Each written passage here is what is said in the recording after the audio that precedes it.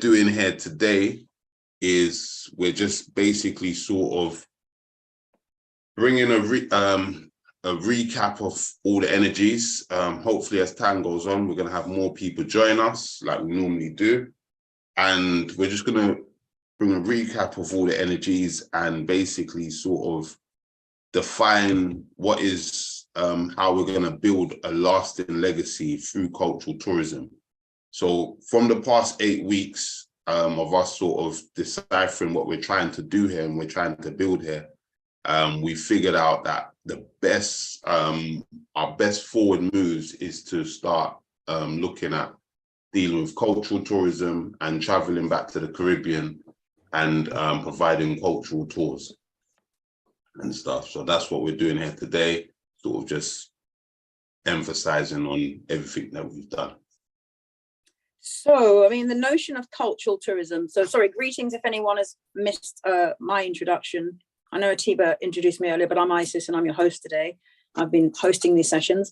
So, I mean, the purpose of cultural tourism is essentially about how can tourism be a positive force rather than an extractive force? How can it build for people in the countries that are being visited? And we are here obviously focusing on the Caribbean. What can tourism do for the Caribbean? You know, for the individuals, how can we help to develop the country's kind of economic infrastructure through tourism that puts the money in the hands of local people?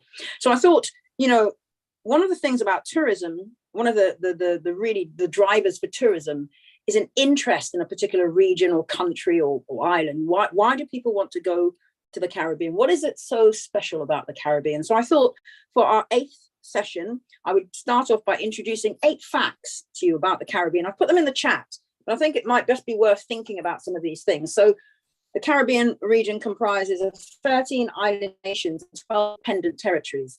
So in case anyone isn't clear, a dependent territory essentially means it doesn't have its own governance structure. It's still governed by probably a former colonizer. So there's that. The languages spoken in the Caribbean, I mean, there's quite a few: English, Spanish, French, Dutch, obviously Haitian, Creole. There's another language, Papiamento, and various indigenous languages, which often we forget that we are, you know, we are the legacy also of the indigenous people who were there. And then the largest Caribbean island obviously is Cuba, for those of you who might not know, with a population of over 11 million. And the smallest Commonwealth nation is Dominica, and it's only 72,000, a very small population on Dominica. Apparently a very beautiful island.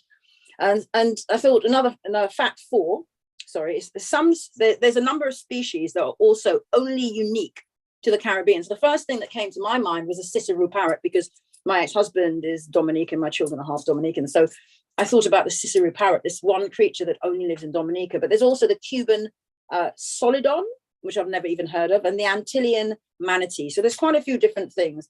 Then there are most Caribbean islands, it's pointed out, are still not fully independent of the former colonizers. That includes Barbados, Trinidad and Tobago, and Jamaica. And then the most popular islands for tourists, and I think this is important for us, are Jamaica, the Dominican Republic, Cuba, the Bahamas, Puerto Rico. Also Barbados, St. Lucia. We spoke a lot about St. Lucia last week, Antigua and Bermuda, and the Cayman Islands. That gives you a sense of where people are going. Now, what I thought was interesting was what were the top 3 reasons that people chose to travel to the Caribbean or want to travel to the Caribbean? And they said, the stats said that because of the beautiful beaches and the warm weather, rich culture and history of the region, outdoor activities such as water sports and hiking.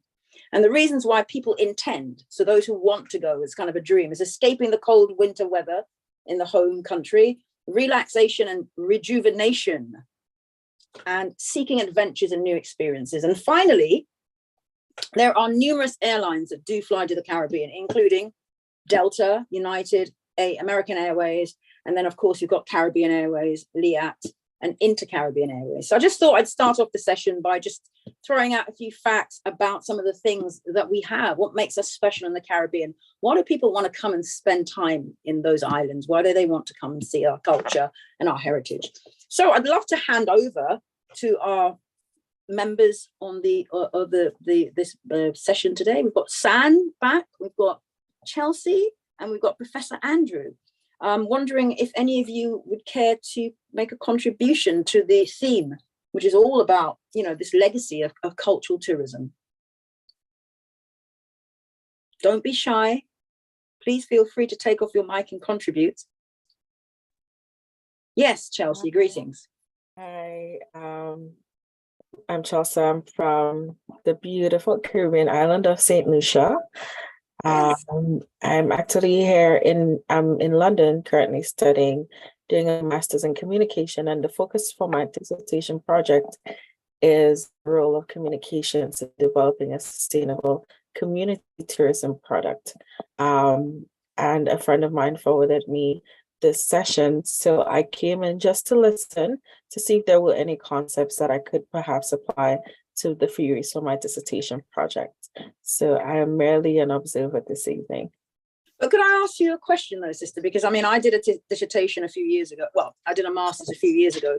And obviously, how we choose our dissertation, what we choose to focus on and stuff. Obviously, there's impetus is about our interests. So I wanted you to share a little bit about what, motivated you to choose that topic. Well, I have been currently do the public relations for St. Lucia Carnival. And I'm also from a very rural community in St. Lucia. And we see all the time that when tourists come into our islands for our tourism authorities and the governments, etc., we focus on the major driving factors that bring in tourists, like the hotels and our sites, essentially. And a lot of the times we don't see, as much as tourism contributes so much to our country's GDPs, we don't see these monies trickling down to those people who actually need it. So I am very keen on learning how we can develop and not just say we're developing community tourism, but put together a sustainable program where people in the communities can have businesses that can take care of them and their families, and that we can see tourists coming into these communities and spending monies and helping to develop the country as a whole. Excellent. I mean, that's exactly the point, sister. It's this is the thing. I mean, I often say it's in many ways, if we lived in a utopian world, it would be unbelievable that anyone in the Caribbean would be poor, because it's almost like, it's idyllic in so many ways. We have everything. And between the Caribbean, if there's an inter-Caribbean relationship, then technically we would have everything, Yeah. So yes, you're absolutely right. We need to look at what is that missing link? Why is it that all of this, the money that is coming in from tourism, is not going in the hands of our people, the people who need it? Exactly. Thank you so much for your contribution. Please feel free to keep chipping in. No problem. Don't just give us one contribution. San or Professor Andrew, I'm just wondering, either of you want to contribute?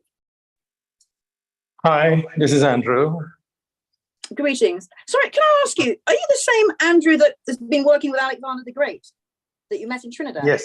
Yes. Oh, okay, wonderful, brother. I'm his manager, so I know all about the song. I know the song he wrote for you, and yes, we were talking about doing a video for you as well. So lovely to have you on this. Welcome. Right, thank you.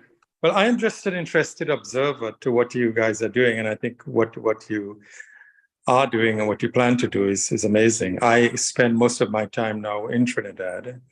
I'm only in London for probably 3 months in the year, but I'm interested to know what you are doing to encourage and support tourism. One of my observations with tourism that are designed to encourage visitors from North America and Europe is that most of them, they actually buy their holidays, they buy their services in Europe or North America, and they pay for it there.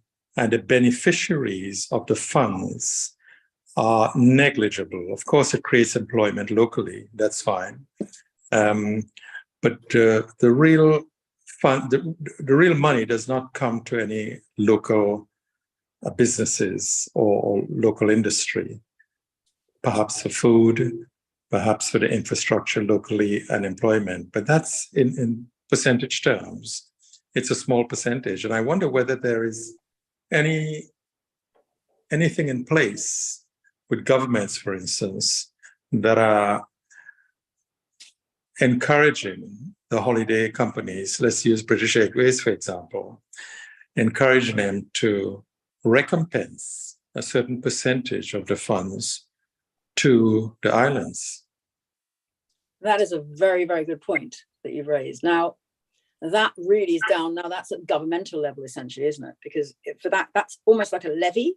And I'm just wondering, I mean, all of these things, surcharges, levies, all the things that affect tourism and even the flights and everything, I think they're all, I'm not an expert, I'm not pretending to be an expert. I'm pretty certain that's all set by government. So that would be and I wonder if that would require some sort of inter-exchange or some sort of collaboration, should I say, between. Well, I think the question perhaps need to be raised in relevant ministries of tourism. Exactly, that's what I'm thinking. Yeah. As well as, but via the high commissions or the embassies, I think this is where the conversation probably could be started. Well, Atiba, who is obviously the brains behind all of this, and I have been speaking about the possibility of something to bring together a number of the people, the main players in the tourism industry, to try and exactly look at these sort of issues, because there are even things like chartering flights and all of this sort of thing that we were talking about in some of the previous sessions. All of this requires some sort of conversation with some sort of, ministry or governmental body.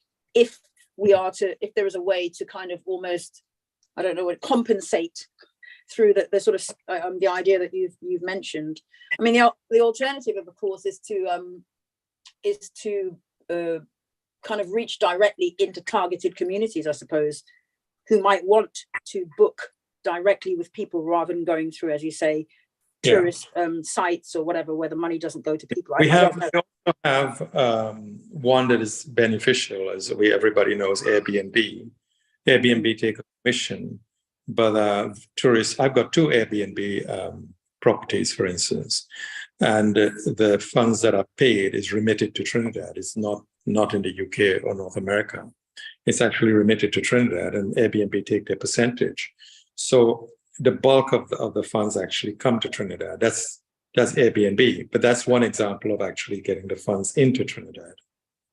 Well, you see, one of the things many things, we had some wonderful sessions and people gave some really good examples. And we did talk about one of the, is there a possibility of establishing a B&B-esque type process or project or something or service whereby instead of the money going to Airbnb as a kind of, as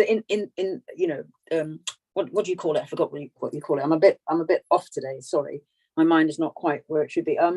So instead of the money going to Airbnb, it would go directly to people in the islands. And, people staying at people's houses or small independent kind of motels or B&Bs, that sort of thing. So that's another possible thing, I suppose. Well, I think that perhaps this is where your organization could be building and expanding its services. It is actually having a similar kind of Airbnb service. Yeah, that could be a growth opportunity for yourselves. Yeah, because I mean, I think that the idea of Airbnb, it did start off as much more. I think we discussed this. It seemed much more. I suppose the best word is grassroots. It was much more about people making a bit of extra money on a property, etc. But it's become much more commercialized, and I don't know, again, how much really goes to ordinary people. And also, I've heard that they took a real hit in the last 18 months with the lockdowns and everything. Well, yes, it has. But the point I'm really making is remitting the funds locally rather than it being remitted to the big companies abroad, the holiday companies abroad, the airlines abroad, to get the airlines to fly to the islands got to pay the airlines. It's not the other way around. The islands got to paid airlines to actually land at their islands. So it No, it's should be the other way around. It should be the It's other way around. problematic. I mean, But I suppose this is probably not in your remit. But I'm just making a point. No, you're right. It's a big question. It is. However, if there is more appetite for the sorts of things that we're trying to do, then there's more opportunity to engage with the relevant players, to start talking about these things, or to just lobbying, just putting it on the agenda. I mean, the things that Atiba is trying to do with this organization will, the process, it's not going to happen overnight, but it's a process that also does need to go beyond people like us having these conversations. It does need to go at a higher level as well. So yeah, it's a very good point that you raise.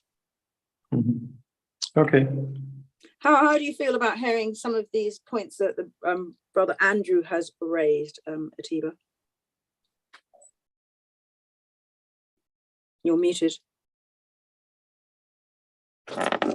Yes, it was very interesting listening to Chelsea and Professor Andrew as well. It's powerful things that they're both saying. Hopefully, Chelsea. Oh, she's stepping away for a second. I just looked. Yeah, at her she'll be message. back. Yeah. Yeah, very powerful. Very powerful. I'm just like, whoa! Like this is probably the smallest session that we've had in terms of numbers of people. But yeah, the value that's still coming through is like it's intense, and it's a lot that's still going to be able to make us move and elevate forward. So I'm loving it, and I'm tuning into it, and yeah, like obviously in regards to like previous sessions, we spoke about Airbnbs and stuff. So that is something that we definitely would want to or look to tap into and stuff. Yeah, excellent. Okay, so I'm just wondering if San, perhaps you wanted to make any comment. I know that you're often working because you're a busy man, but I don't know if you wanted to take off your mic and contribute anything to what you've heard Brother Professor Andrew said, or also Chelsea, who just popped away from him, that will be back. By the way, I'm Andrew. Professor is too intellectual. I'm very happy with Andrew. Okay. I have a sister who has a PhD, and she calls herself Sister Doctor. So she puts the sister before the doctor. So yeah. So sorry, I don't know if San's there. San, are you there? Okay. Yeah, he's there. Yes. Hi. Hello, everybody. I love everybody. I've got to love everybody. World is built on love. You gotta love everybody. You gotta trust everybody. You just gotta do it. And I love the subject. I love everything. I'm just trying to get on with that, I don't know.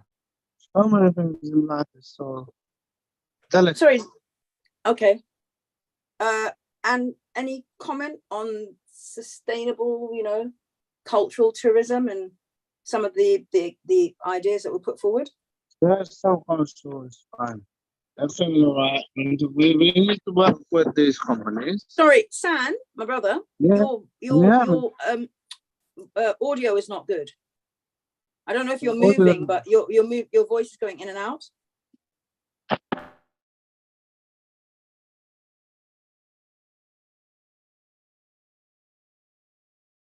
Yeah, Isis, just carry on. Okay, sorry. Right, okay. Yeah. So yeah, San's audio is not brilliant at the moment. Can I ask a question? Yes. Can I have a brief definition of cultural tourism? Well, we did. I think I found a definition a couple of weeks ago. I think it was the session that we did. I can't quite remember, but essentially, cultural tourism is where people, tourists or travelers or whatever you want to call it, go to a country to engage in the heritage and the culture of that place, and they're very particularly interested in knowing the history, maybe about the languages, about the food, rather than just going for the sun and the sand. There's a sort of thing where you can just like, I suppose Sandals is maybe the best known example, where people go to Jamaica and they go to these resorts, and they basically more or less stay in the resort. They probably eat the food in the resort, drink, because it's all packaged, you get everything. And they never really, apart from maybe some excursions, they never really go into the country itself, into the heart of the country, and actually meet people. They don't go to like a double stand. They don't go by the doubles woman or to the roti shop. They don't go to, everything is very packaged and controlled. And it's almost like an apartheid system to a certain extent, because they're never engaging with local people. So cultural tourism is the opposite of that. It's about really living, going to have a kind of lived experience or a shared experience. Does that make sense? It does make sense, but how do you intend to actually market and promote cultural tourism? For instance, for example, there is a move in Trinidad and Tobago to make Trinidad and Tobago like a city of festivals because of the diversity of Trinidad. You've got the Afro-Trinidadian, you've got the Indo-Trinidadian, but within the two main cultures, you've got the Muslims, you've got the Arabs, you've got Spanish, you've got the Jews. You've got so many different types of people. Cosmopolitan Trinidad is what we say. And so there's a move to create Trinidad as a city of festivals, because they celebrate everything. You got the Shorter Baptist holidays. We have the most public holidays of any nation in the world. Probably. No, not probably, my brother. That's a fact. That I know. All right. Yeah. Well, we're there. So I wonder whether cultural tourism and city of festivals have any common traits. Yeah, it sounds as though it is. It certainly does. You've hit on something really wonderful there. I mean, a good example I would say of tourism is, so I've been to the Gambia a few times, and they have, for example, they have eco lodges out there, and they have eco villages, sort of places where people can go and stay and kind of experience what it's like to be Gambian, living in a Gambian village rather than staying in a Western hotel. And that works really well, because there are many people who really want to immerse themselves in culture and heritage. And also it aligns with things around ecology, because generally speaking, by doing that, what you're doing is you're contributing towards a greener, cleaner environment by not kind of going to, using hotels, going to fast food places, all of that sort of thing. Yeah. I mean, you're of an age, aren't you, that you will remember, as I do, buy local. I don't know if you were living in England or back home at the time. Do you remember what Eric Williams was doing? I was there in Trinidad at the time. Yeah. I was obviously much younger than I am now, but the premise of that was about manufacturing, wasn't it? It was about producing goods, because in those days, I think it was about 76 or something, 75. Or maybe before, maybe it was 74. Anyway, it was all about how we were at the time, we were importing a lot from America. A lot of food stuff was coming in. If you went into Hilo in those days, it was just stacked full with American stuff. And so Eric Williams had this thing. I mean, obviously a lot of people weren't happy because they couldn't get their American food, but actually the principle is a similar thing. It's about how do you maintain, to use, though I'm not a Marxist, but to use that phraseology, how do you maintain the means of production? I suppose that's what I'm saying. And that's where, It's always been on the books from basically the early 70s, late 60s, so there's been a strong move to buy local. But spending times in Trinidad and being connected to Trinidadians or reconnected to Trinidadians, people do actually prefer to buy abroad because they trust products and services from abroad. But that's a mindset, isn't it? So that, I mean, this is the thing about the work that we're trying to do here, and no doubt I'm sure be aware of this. The change in the cultural mindset is one of the biggest things, because actually there's a lot of things that can move forward quite quickly for this idea, but there are, that is about really, it's about communications, it's about comms. You need a really strong comms package that makes that case. So that's what we work. I mean, Atiba's background is comms as well, and marketing, and that's where we would be, a lot of that focus has to be on that, getting that message across. Yeah, I understand. Now, I just have to slip away now, I'm afraid. Okay. It was great speaking with you. Very good. Okay. And I'll let Alex know that I've actually virtually met you. Let's put it that way. Yeah, yes, please do. Yes. Okay. Regards. Thank you. Thank you. Take care. Bye. Bye.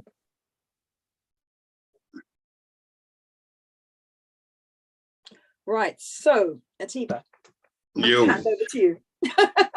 yeah. So it's myself and you at this point in time. Yeah, no, it's just been this whole 8 weeks has been a beautiful learning lesson. And it's been a beautiful building session. And every week has been more information. So like just what Professor Andrew said with the City of Festivals, I think that could be definitely something that us from Diamond Roundtable. And because at the end of the day, I love the ideology of St. Lucia, etc. Hold on 2 seconds, someone's entering. Okay. I love the ideology of hey Carly. I love the ideology of St. Lucia and stuff. But at the end of the day, obviously being a born Trinbagonian, definitely it would be great to obviously maneuver things through Trinidad. And hi Carly. Greetings, sister Carly. Yeah. Yes. I suppose wherever it's most likely to or makes the most sense to start it, I suppose.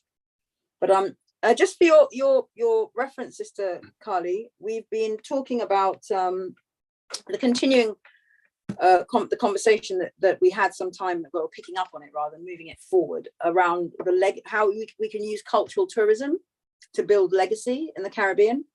So we started off by me just putting some facts in, 8 facts to recognize this is our 8th Diamond Roundtable, facts about the Caribbean. And we had some really interesting contributions from our brother Andrew, Professor Andrew, and also from our sister, whose name I've just forgotten, Atiba. Chelsea. I should not forget that I live in Kensington and Chelsea, but there you go. And we were just talking about what is really being clear about the definition of cultural tourism, and how can we actually move forward with this? What opportunities are there now? So the brother here mentioned that, for example, in Trinidad and Tobago, there is a move to look at it as like cities of festivals or islands of festivals. So because there's so many festivals and different cultures. So I just wondered if perhaps, sis, you wanted to make a contribution, building legacy through cultural tourism. What sort of opportunities are there for us? Peace. Can you hear me? Yeah. Yes, sis. Oh, okay. Because I'm using my headpiece. First of all, Carly, I haven't seen you for like 2, 3, 4, 55 weeks, man. That's a bit of an exaggeration. But I've been very busy, and I thought I have to come on today. I would be on camera, but I'm not in a good place, so that's why. But I just wanted, I don't know, I'm not sure, because to be honest with you, I'm learning from these Zooms more about tourism, to be honest. It's not something that I've really exposed myself to in terms of like industry. So,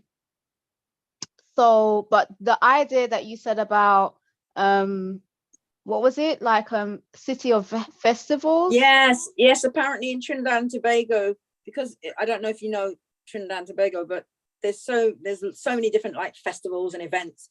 A fact, just to throw it out there for anyone who might not know, we have the most holidays of any country in the world, right, in Trinidad. So we have lots of festivals, lots of things going on. So obviously the Ministry of Tourism is thinking, how can we monopolize on that? So they're looking at, like coming back to, it's all about, we were talking about it because it's Atiba's speciality as well, is like comms and marketing. And it's like, how do you make that case? How do you make it, like put that stuff out there? So festivals, so that was about. I do think that is a really good idea, to be honest. because you have all these festivals that take place all over the world all the time. So I do think that is one way that, would promote tourism, particularly for Trinidad and Tobago, but also for other Caribbean islands, obviously you'll be leading with Well, Trinidad and Tobago. we might be. I mean, a little bit of bias, but every Right. island is beautiful, and ultimately we're all one people, really. Right. But I think that's one good way of doing it. I'll leave it there. Give thanks for that contribution. We've also got Iana. I just wondered, greetings, whether you wanted to make any contribution to the conversation about, what can we do? How can we use, rather, cultural tourism to build legacy in the Caribbean? What can we do to put together these sort of packages or these opportunities? How can we make it how can we entice people to come and take part in a cultural tour or cultural holiday, should we say, that is really about grounding them in the lives, the lived experiences of our people in the Caribbean? Okay, Yana, I don't want to call out people's names because I know it's a bit noisy. So Ayana just said that where she is Noisy, a I bit know, noisy. Yeah, We'll chip in shortly. fair enough. Okay, I don't like to call people out because obviously I know some people are tired and they just want to chill and just listen. But it's great to hear people's contributions. Iana was on last week as well. Yeah, because the more that we hear from everyone, the better whatever the product is will be, because so many people have so many different experiences to bring and different skills. I mean, that's another thing, through this work as well, identifying who's out there in our community with the skills, the connections, the networks that will help to strengthen this sort of thing. So yeah, right, okay, so is there anyone else that wanted to make a contribution, or maybe I'll bounce it back to you, Atiba? Sorry, whenever in doubt, just bounce it back to you. Yes, people, this is the smallest group that we've had so far since our sessions, but it's still been a beautiful source of information with Andrew, Professor, and Chelsea, who's currently stepped away for a bit. So Chelsea came and spoke about St. Lucia, dealing with carnival and stuff. And Andrew came and he spoke about Festival of Cultures that's going to be happening, City of Festivals, within Trinidad and Tobago. Me being a born Trinidadian, I'm definitely down for pushing those type of initiatives and pushing more initiatives that deal with the Caribbean, making this, what we're doing here, grow onto a bigger stage, onto bigger stages, and just making great things happen, man. And obviously Isis is there as the host and she's been doing a beautiful job. And we're just going to continue growing and making great and bigger things happen. I mean, I wonder, and I'm wondering now, I'm throwing it out again, because again, brother Professor Andrew made a really good point earlier about the role of like high commissions and the Ministry of Tourism in each of these islands, and whether there was a way as well for cultural or sustainable tourism to also be funded, or there be some sort of way that money generally from tourism could go back to people so they could help build infrastructure, etc.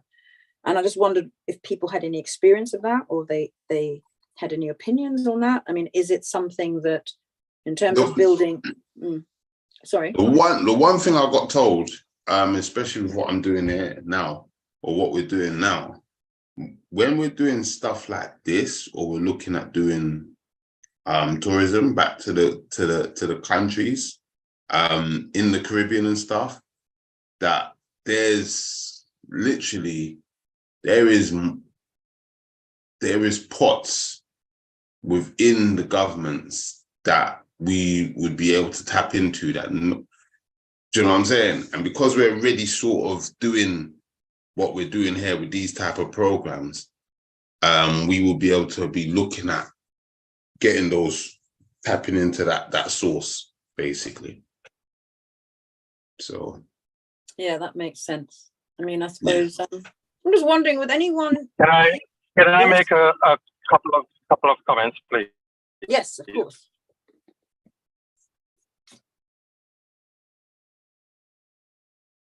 Did we just lose you? I'm going in and out of the meeting annually. Can you hear me? Yes. Can you hear me?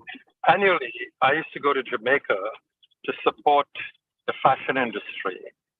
And there's an organization called Fashion Block there. We literally have a fashion event on the street. So they block the street and they've got a fashion. Oh, we're losing him. His reception's gone.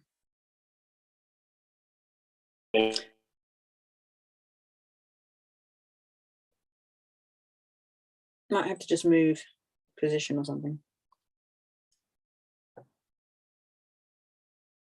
On the street. Hello. Have And we got you back now? We that lost is, you for a bit. yeah, you got it. Okay, well, perhaps I'll leave it for another 5 minutes and I'll be in a better position to speak. So Okay. it's just a couple of comments I have to make, which I'd like to add. Okay, wonderful. Appreciated. Yes, Sister Carly, I know our brother here, his reception went. He's going to give it 5 minutes to find a better reception spot and then come back in. But I think he was talking about an example of something that was quite sustainable or something that would fund kind of grassroots or ordinary people, give them opportunities through some of his work. That's an example of something. So we'll wait for him to come back and give us a full update. I mean, there are many parts of the world where these kind of models are encouraged. I mean, I mentioned the Gambia, where I've been a few times, and how, you know, ecotourism is also really kind of very popular. I think there are quite a number of other parts of Africa, Southwest Africa, East Africa as well, where this is happening. And then, of course, across Europe, there are many of these kind of cultural tourism projects or sustainable projects where you actually go and stay with people in their homes, or you go and maybe live in a community and build a school, for example. So there are lots of different models. I'm just wondering if anyone else knows of any models or experienced anything that they could maybe chip in or could give us some information about. No, yes. Okay. I don't know if it's relevant, but I know that there's a sister that I've seen on social media, and she helps people. It's not, I don't know if it's travel and tourism, but she helps people who want to relocate. So she will take them, she will book like packages like for 30 days or something like that, where they can go and come back, just to get used to the environment and things like that. Okay. I mean, that's more like in terms of people relocating, but really who want to relocate, because I think there's a lot of people, especially like much younger people, who do want to relocate, but because of maybe like family dynamics and things like that, they don't necessarily have those connections there. I mean, I don't know what everyone else's experience is about that or opinion is about that, but just from my environment and conversations that I've had, people would like to go back and see what the country is like, but they're not confident to do that because of the environment. So I don't know how that would fit in with travel and tourism, because you could do things like where you have a program that people could come and go. Do you see what I'm saying? And if you do it in a type of way where it's a community, it's like they kind of build a community, if that makes sense. Like you're giving them that sense of community. That's what you're giving them through your travel and tourism. And then they make their own connections, and it gives them a sense of independence as well. Yes. So I don't know if that's useful. No, everything, sister, everything is useful. There's no such thing as, I mean, you know, yes. I mean, it's just thinking about models. I mean, there are a number of them. I know, for example, one of the ways as well that you can kind of build in a level of cultural tourism is by also, exactly as you said, you can get a group of people together and go to a festival as a group in the Caribbean, for example. Even that, you just get, even if 30 of you got 30 people together and everybody bought a ticket on the same flight, or you made some arrangement with the airlines and you all went to this festival. I mean, that, like you just said, is an example. But instead of staying in a hotel, you all stayed with various people that lived locally, or in a little bed and breakfast or something. And instead of just eating in, well, McDonald's, or there are no McDonald's probably in the Caribbean. Well, they don't have any in Trinidad, but like, I don't know, in some takeaway place or whatever, you know, you actually went to the local, as we said before, the local food stand or the local place where local people eat. And so that money is now going to them. So that would be a very simple example of a cultural tourism package. I mean, the reason I first went to the Gambia was to be involved with an arts, literature and culture festival. And that's kind of what a group of us went out there, mainly people who are like I'm a poet as well, and various other writers and authors, and went out and they, some of the well-known ones were like performing in the bigger events, and then some of us did other stuff like maybe little workshops and whatever else. But the only thing with that one, we stayed in a hotel, but it was owned by Gambians. So that was, you know, and we obviously ate locally, and, you know, so that was a way, and we engaged with the local community, obviously, because we were offering events and activities. So yes, there's so many things that we could possibly do. I mean, how, you know, do you think that was something maybe you might be interested in doing, Carly, if you had the opportunity to go with a group of other people of African Caribbean or Caribbean heritage and do something like that? I think I would do that. I think my interests are more, I don't know, it depends what the festival is about. Yeah. For me. So I think my interest is more like business or well-being or things like that. Do you see what I mean? Like, I'm not really the carnival person. Oh no, but yeah. Yeah, I'm but not it doesn't really have to be carnival. Yeah, but I think if it has the right, like, if it was something like that, I would be more interested, because I'm either going to learn something, or I'm going to make connections with people that will make a situation better. You see what I'm saying? Where I could add something. If it was so something like that, sort of business and networking trip, where you would be amongst other people who want to also develop. So by the time you left, you go back with how many of possible projects and ideas. Yeah, exactly. Okay. Or things like where you could work with people, or just things like that, or what can I offer? Do you see what I mean? Yes. If it was something like that, or something to do with well-being, or something that helps families, like things like that, I would go to. That's just for me, though. Yeah. But there are lots of these things happening. I mean, the festivals is one thing, but I mean, there's also, you know, and the festivals are going to, I mean, my favorite thing, and I've said it before on this platform, you know, everybody, obviously, as a Trini, obviously we do love carnival. It is an intrinsic part of our history and our culture. But for me, the thing I love the most almost is Borough Day, which is something that happens not in the capital in Port of Spain. It happens in the south, actually, my people were originally from the south, from a place called well, not San Fernando, actually. They're from a place called Pointe-a-Pierre, but it's down in the south. And they have literally steel bands, competing. Right. And it's just beautiful. Right. I'm a big lover of steel band. I'm not somebody who's going to wind up in the street basically in a costume. That's not me. Yeah. So although I respect everybody's and beautiful to see all those beautiful sisters and brothers, Right.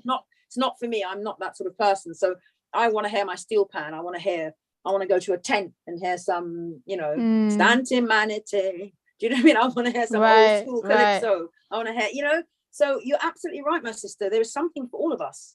Yeah. You think about, I always think about Dominica. I know about Dominica because my ex-husband's Dominican. So that's an island I've not been to, but I know quite a bit about. And this 365 rivers thing, I mean, then maybe there's somebody who'd like to just go somewhere where literally they could have access to something like that, to lush green land, not underpopulated, maybe it's not the right word, but a low populance on an island, health and well-being. I mean, again, I'm sure there's so many potentials. I mean, coming back to the famous St. Lucia, they've got the sulfur springs, for example. I've never been to St. Lucia, but I don't know. I've heard that. I haven't been to St. Lucia, but I've heard that it's becoming a very I don't know. No, I've heard that there's a lot of spirituality and well-being going on there right now. Oh yes, in fact, I've there was a big heard that conference from last someone. year about or was it earlier this year? A sister of mine who's in the VI, the Virgin Islands. She went right to the really, really good holistic health conference in St. Lucia. And I think it was a lot of like you say, very conscious members of the community with her. Yes. And I think you can looking at it from that aspect, because why do people want to travel? It's usually to get some what's that word, like a breather. You see what I'm saying? Exactly. So all you have to do really is like you're saying, if you put a festival with it or whatever the topic. I know that St. Lucia, they do the jazz festival. I don't know if they still do it.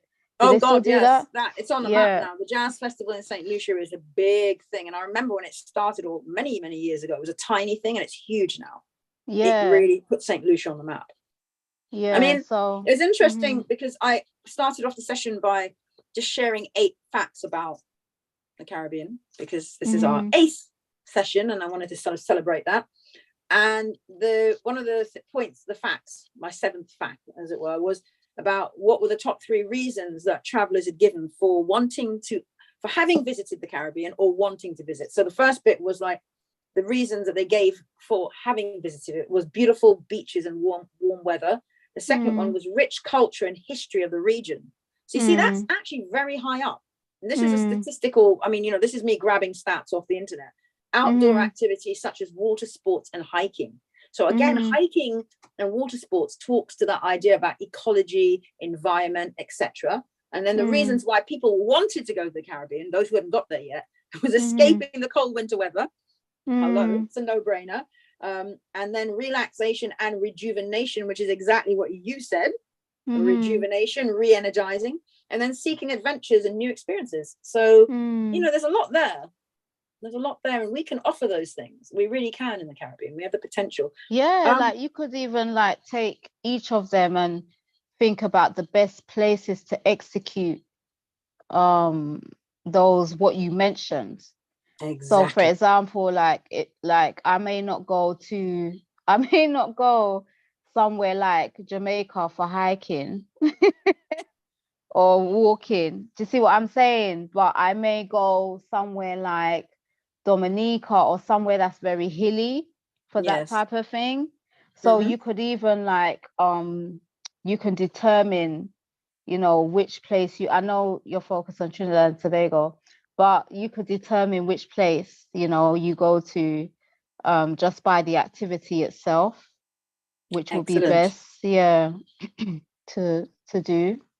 So do you think it might be helpful, sister, if we created some sort of survey or questionnaire or something that we could send out to get to take the temperature and see what our community, what sort of cultural tourism experiences members of our community would want if they were going? Yeah, for it? 100%. I think because I think the most opinion that matters is from the people. So, and at the end of the day, you know, our first priority should be to service the people. So, We're you here to know, serve, my sister. We're here to yeah. serve. So Yes. I think that's a perfect idea to put a survey together and find out what people think. Well, thank you so much. You're welcome. You're This is why we welcome. need. This is why we need people. We need to talk. We need to communicate. You know. So Yeah. important. So important. And I'm wondering, brother Professor Andrew, did you manage to get your connection sorted? Did you want to come back in on your point about the street fashion show in Jamaica? Yeah, I used to get invited to Jamaica every year for Fashion Block. Fashion Block is not only is a local tourism thing, but it's actually an overseas tourism thing. And then there's Grossile every Friday night in St. Lucia, some of you might know. But Fashion Block is another way of actually getting people into the Caribbean, getting into Jamaica or any of the other islands, because we are actually resurrecting Fashion Week in Trinidad. We actively engage in doing that now, and that should probably come on board perhaps next year. Excellent. And getting tourists and buyers from abroad coming into the Caribbean for especially that purpose. And the other point I wanted to make, and in fact, when I went to Jamaica, they used to take me from London, from Savile Row, to go to Jamaica every year. And I would speak at schools, I would give lectures, I would speak do interviews on television, radio, newspaper, magazines, and all sorts of things. And a lot of those who attended were students, or those who aspires to be a part of the fashion industry, or those who are actually looking towards the fashion industry as a possible career change or career future. Mm-hmm. Those are other areas I think your organization could be thinking of engaging into these local organizations. So you engage into the service industry, whatever service it might be. And the other one, actually, I wanted to mention is, all coming through, is, Trinidad particularly is a twitching paradise times of the year. You get bird watchers come from all over the world. We have officially around 260 different species of birds. And in fact, I don't use an alarm to get up in the morning. The birds wake up in the mornings. Yes. Every morning at around about 5:15, I'm awake, and it's the birds that wake me up. That what you just described there, my brother, is actually, that in itself is a beautiful sort of advert for many people who want that experience. They want to be woken up in the morning. I mean, when I'm home, when I was living home, you wake up early. Even when I'm in West Africa, I wake up in the morning to the sound of animals or the monkeys running around in the Gambia, all sorts of things. And you're right. These things are actually, these are USPs, unique selling points for the Caribbean. Yep, absolutely. So those are the two comments I wanted to make to add to this conversation. And so that as you develop, you think about how can we engage with the local providers of these services. And I got to answer that. They try to find me on one phone and they can't get me. So you're in demand. Thank you. Thank you. Wow. Okay, that was excellent. So we've got 5 minutes left. I mean, we've done really well considering this is the smallest gathering, but I feel like it's one of those things that they say it's not about quantity, it's about quality. And you can have a wonderful conversation with small groups or large groups. Everybody's contributions are valid. And actually, I'm really loving what I've heard tonight.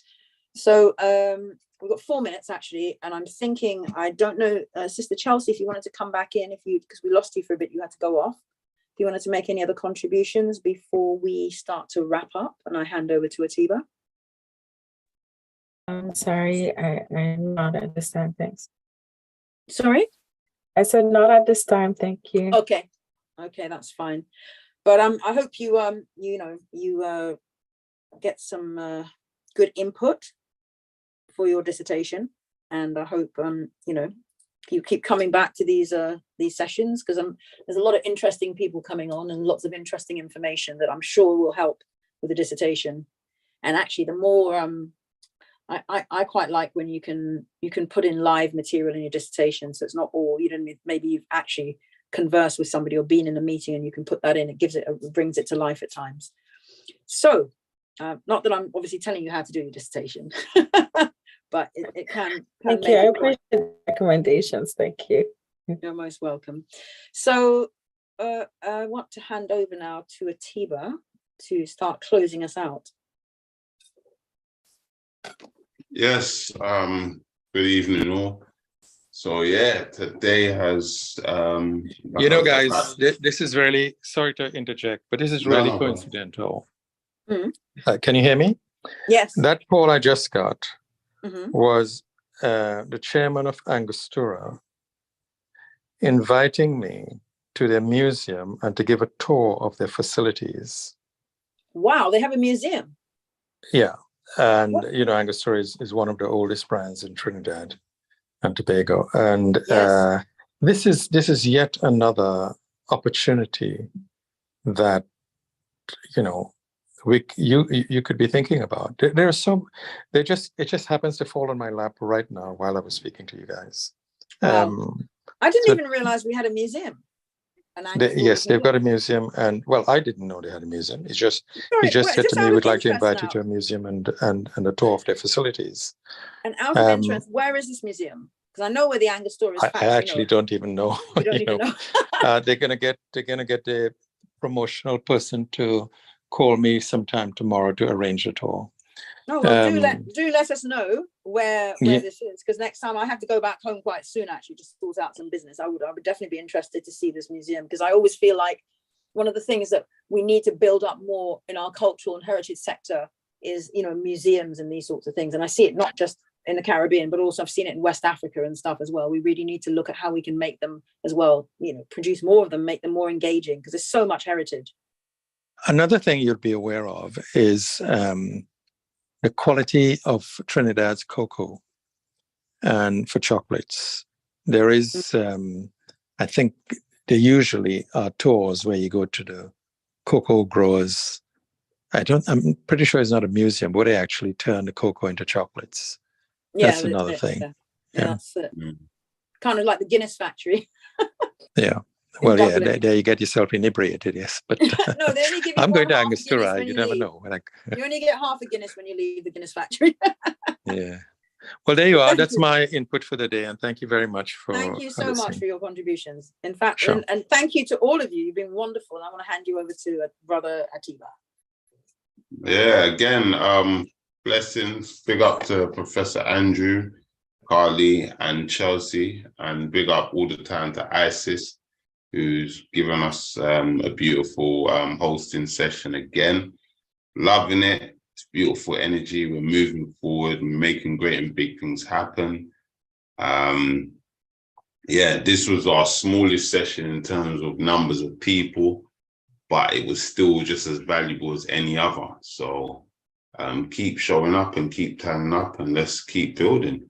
But definitely, Isis, in regards to what Carly said, definitely we should probably look at a cultural survey now.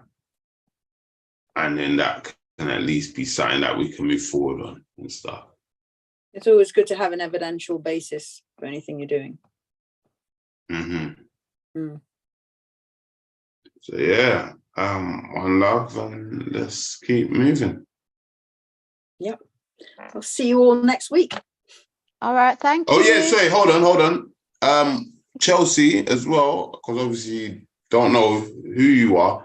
Well, this is the first time I'm actually getting connected with you. I think probably Ayana would have, sent you an invite and stuff. So if possible, if you want to stay connected, do either send me your email via, you could do it in the chat or via private, or connect with us via www.cgdestinations.com.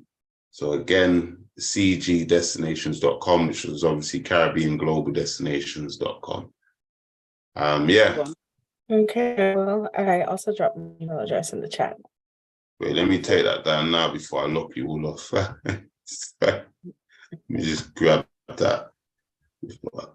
Just lock you all off. Okay. CJ.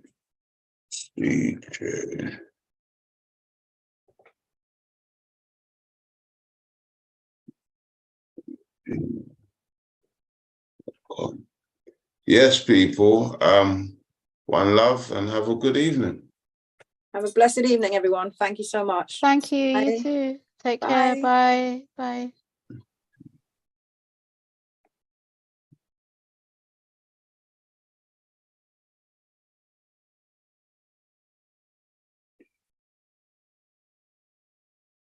Oh.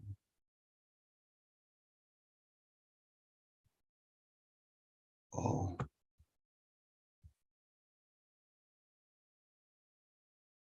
CJONGUE.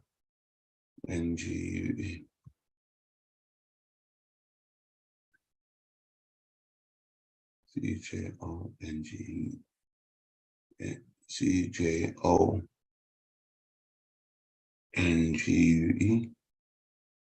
NGE.